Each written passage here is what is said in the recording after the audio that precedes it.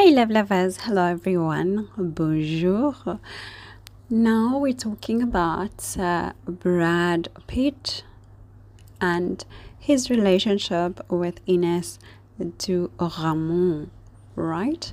They've been together since November 2022 or around that time, right? And so they've been together for quite a long time in terms of Hollywood dating, right? So let's see how they're vibing together.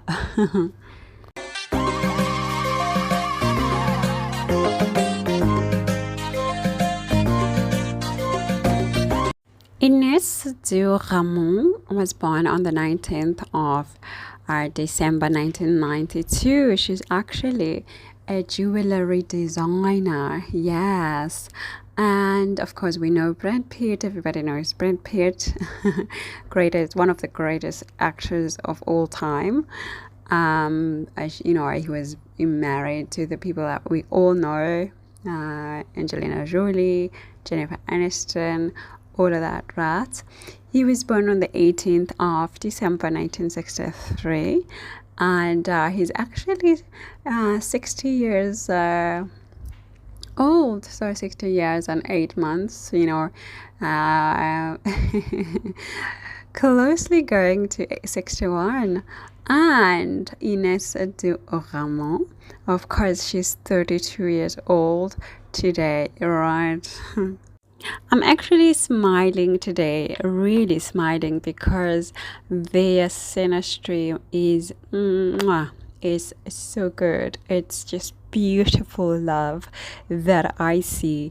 Again, if everybody is age appropriate, we can find love even if somebody is a bit older or much older than us. And this is exactly what I see here. They both age appropriate. She's 32 years old, and of course, he's like double her age, but because she's an adult, very appropriate. And they do have a beautiful love, you guys. Like a lot of stuff just checks out, and a lot of stuff just gives a good harmony when I look at this, right?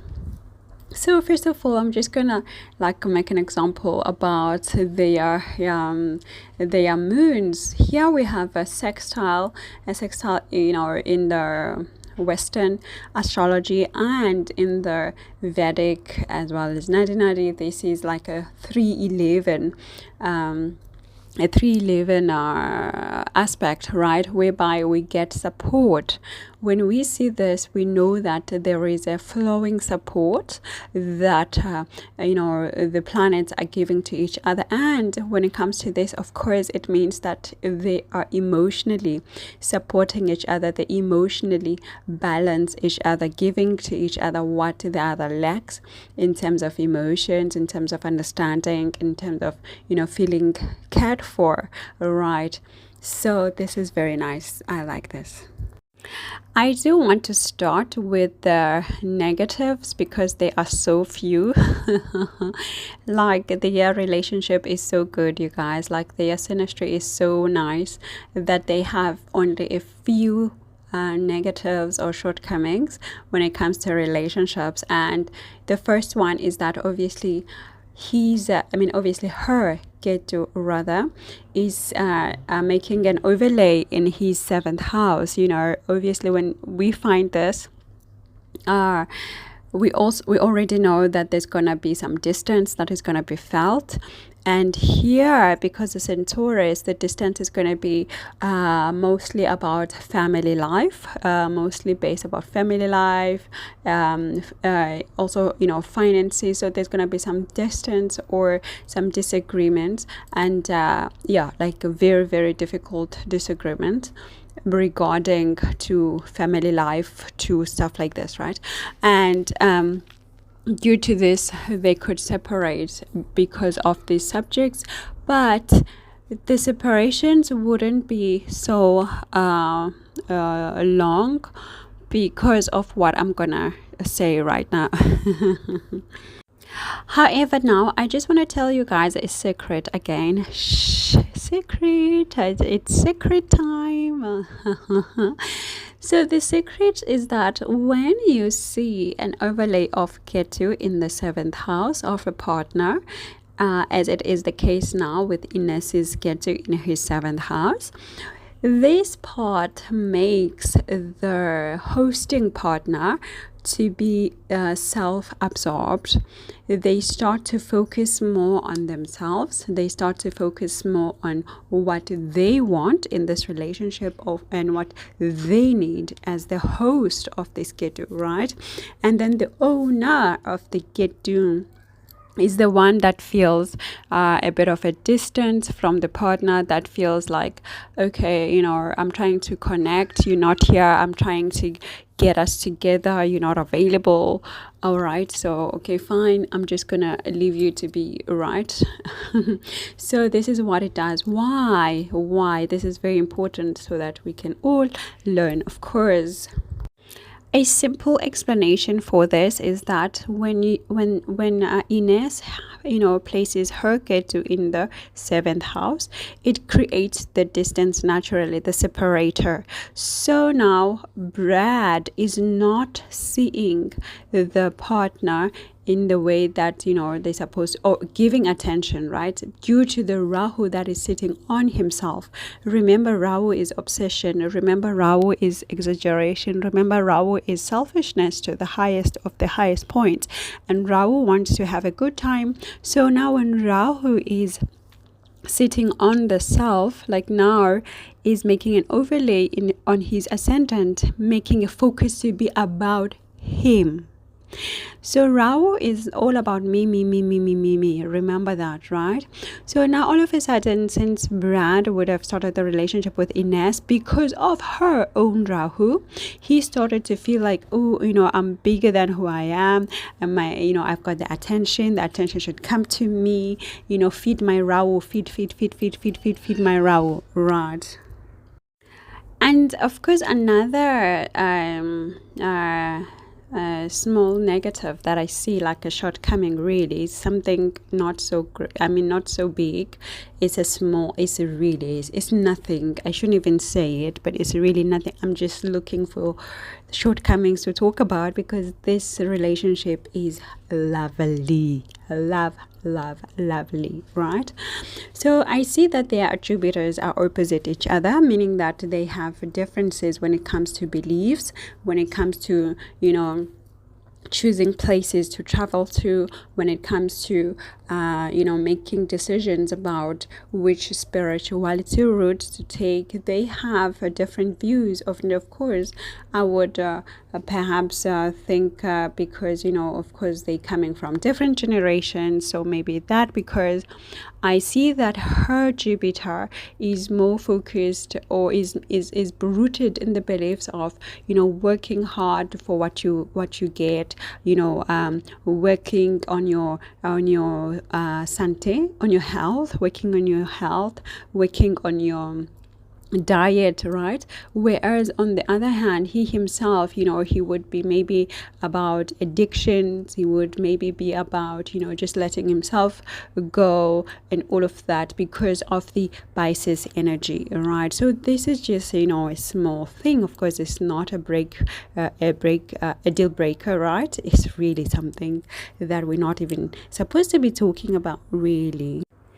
And the last, maybe very important shortcoming that I see is that his Saturn is opposite Hermas and Chiron, meaning that with time, as the time goes, there could be some sort of a physical wounding, a physical allegation, a physical something, right? As the time goes, because remember, it's not gonna be immediate, it's gonna be over time, and because Saturn takes a long time to reveal its results and reveal all these things, and because it's an opposition, it could also be just in the air and never really get into a full-blown result, because the opposites they place a distance of, between the planets regarding to their attitude and what they can do, unlike in a conjunction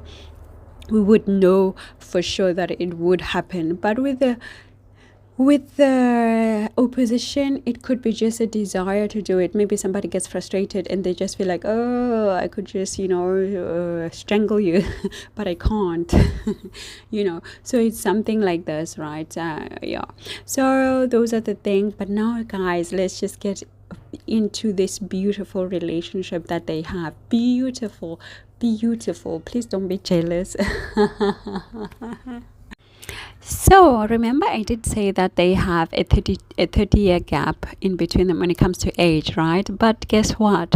They have a conjunction of Saturns, right?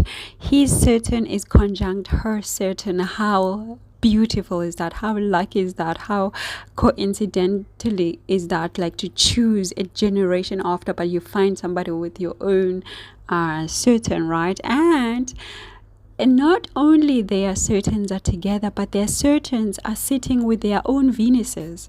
Guys, do you see this? We have a double whammy of Saturn conjunct Venus, Saturn conjunct Venus, Saturn with Saturn, Venus with Venus. Ooh, we are having marriage here.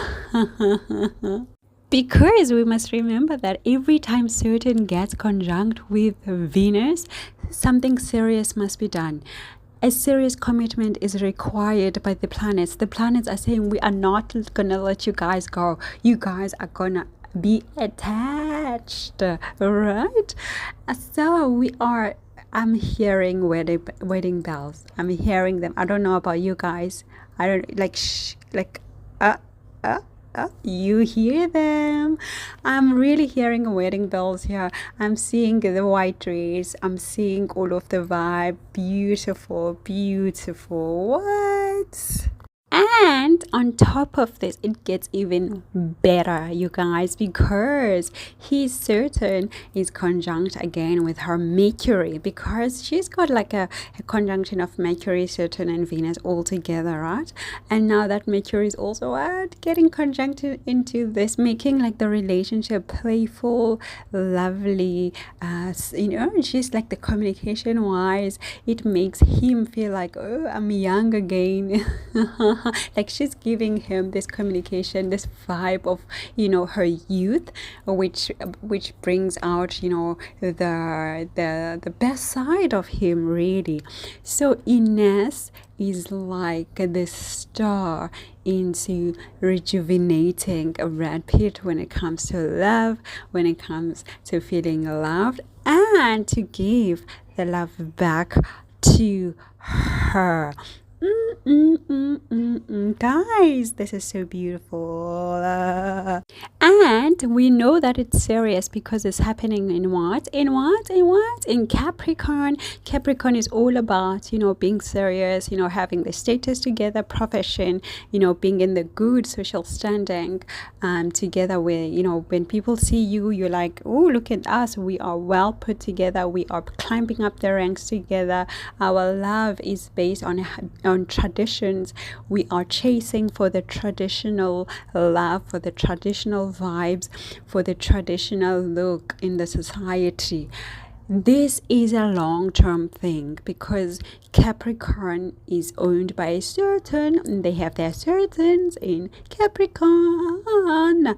Guys, with that Venus, wow, I love. So now let's get into the prediction. So why did they fall in love? Okay, it's obvious because they have all of these goodies, right? But why did they fall in love at the time that they did in 2022? So we have to look at that. I see here that she was having her progressing Venus.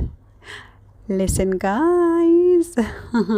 She was having her progressing Venus at this time opposite, that good, vibe of Saturn conjunct Venus conjunct Venus, da. So, because her progressing Venus is facing that conjunction of, Saturn, Venus, guys, That's why they started the relationship. There was no resisting. The planets were saying, hallelujah, hallelujah, hallelujah, hallelujah. Right? But it doesn't end there, you guys. It gets even sweeter because his own progressing Venus was conjunct this whole conjunction of certain Venus, Saturn, Venus, Venus, Venus, Saturn, Saturn, and opposite her own progressing Venus. What is this? Like the planets, guys, are so crazy. When they go out, they go all out. So these two, they could have never ever not fallen in love.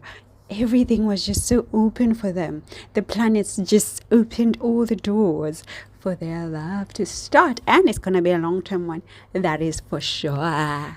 I do see that at the age of 31, they could have had a small a disagreement, right? Because her progressing Venus is actually currently with her natal Jupiter, which is opposite his own Jupiter. So they could have had a disagreement here. Again, as I said, about beliefs, belief systems relating to health, routines, work, and all of that. And this disagreement, even if it was small, but it would have been very visible, and maybe they don't talk for a few days or a few weeks, but definitely at age 31 there was a disagreement that they had, right? I see that at age 32, which is just started now, her progressing Venus is getting attached to her natal moon, meaning that it's going to make her want to be a mom. She's going to feel mommy. She's going to feel all those, what you call it, when somebody wants to fall pregnant, that mommy vibe when you want to mother someone. So she's feeling that now. She's starting to feel that because of her Venus going over her own moon. So she could be feeling like, I want to have a kid with Brad Pitt, I want us to have a little someone that we can nurture together, or a project that we can nurture together. So it could also be like a social project, if it's not really like a child as in physical child, right? But then this is what she's feeling right now at this age of 32 years old. At 33 years old, I see that, of course, there's gonna be her progressing Venus going over her own Rahu. Remember, her own Rahu is conjunct with his ascendant. So at this time, because it's either he wants her more than usual, because now it's her Venus with the Rahu and on his ascendant. Maybe he's gonna want more of her love, right? Or he's gonna want more of somebody else's love, right? At this age, at 33. So again, Ketu being active in the 7th house, causing some sort of separation, disagreement. I don't want to talk to you, I'm blocking you. Right? I also forgot to tell you guys that they actually have their suns conjunct as well. So wow, these guys are vibey, right? Suns conjunct. Around the age of 34, her progressing Venus is going to be attached with these conjunctions of Sun, but there is his natal Ketu here. So again, a disagreement is to be expected. A disagreement about travels, a disagreement about finances, family life. They're going to have that. So again, maybe don't talk to me, I don't want to talk to you, I'm blocking you, ciao. But at 35 years old, they are both, when she's 35 and he's 60 something, right? They both now required to make a decision of getting married, because now her progressing Venus is going to be going over that beautiful conjunction that we talked about, and at this time they both are going to be forced by the planets to make a decision to get married for sure. So if they have not if they don't get married in inner time between these arguments. At 35, when she's 35, we are organizing our dresses, we are attending their wedding. We are attending their wedding, we are getting invited, we are accepting the invitations, because their love is beautiful. It is beautiful, right? So yeah, let's congratulate them. Congratulations, Brat and Ines, because what you have is to die for. You have a beautiful love, and with some small breakups here, small hiccups, small arguments, disagreements, like everybody else, really. And but I love this. So guys, that's it. I'm very happy when I find beautiful love to talk about. I feel like I've been talking about heavy stuff, and now with this beautiful love, my day is made. So I say thank you. Subscribe, chat, subscribe everywhere on my website here too. Like, comment, and thank you for the comments. I love it. And a bientôt. Ciao ciao.